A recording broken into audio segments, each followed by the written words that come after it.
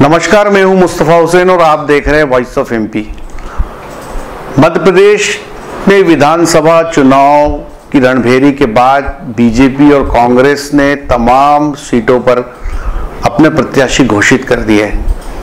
नीमच मंदसौर संसदीय क्षेत्र की 8 सीटों की बात करें तो यहां पर बीजेपी और कांग्रेस ने अपने तमाम उम्मीदवार घोषित कर दिए।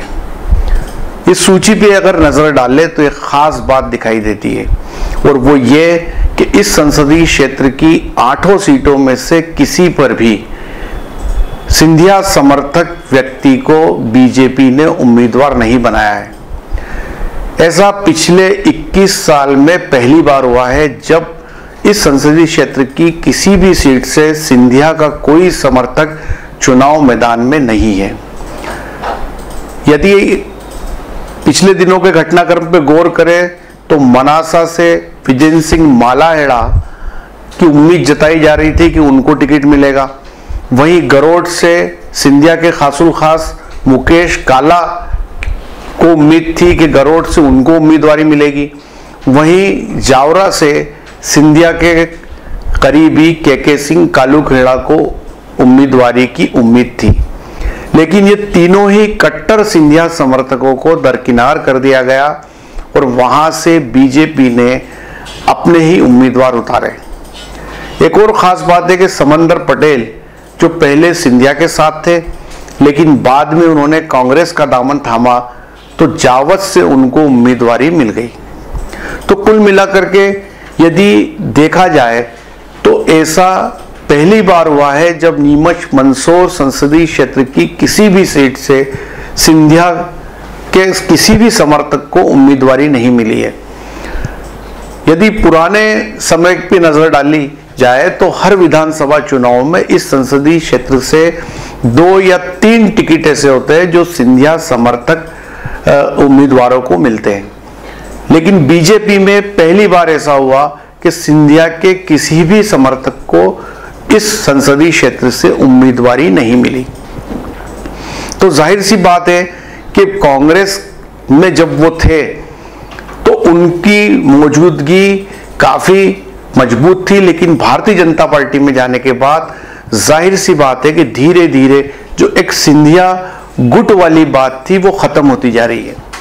कांग्रेस में उनका एक बड़ा धड़ा था, एक बड़ी ताकत थी और वो अपने मनचाहे व्यक्ति को उम्मीदवारी दिलवा देते थे।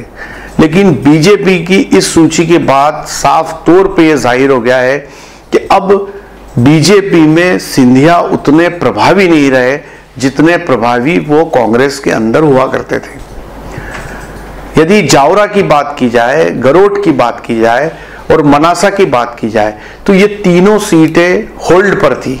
बीजेपी ने इस पर प्रत्याशी घोषित नहीं किए थे और लगातार कयास ये लगाए जा रहे थे कि इन तीनों सीटों पर सिंधिया के खासुल खास समर्थकों को उम्मीदवारी मिलेगी। लेकिन जब ये सीटों पर उम्मीदवार कल घोषित हुए तो यहां पर बीजेपी ने अपने ही सिटिंग जो एमएलए है, जो विधायक है, उनको उम्मीदवारी दी।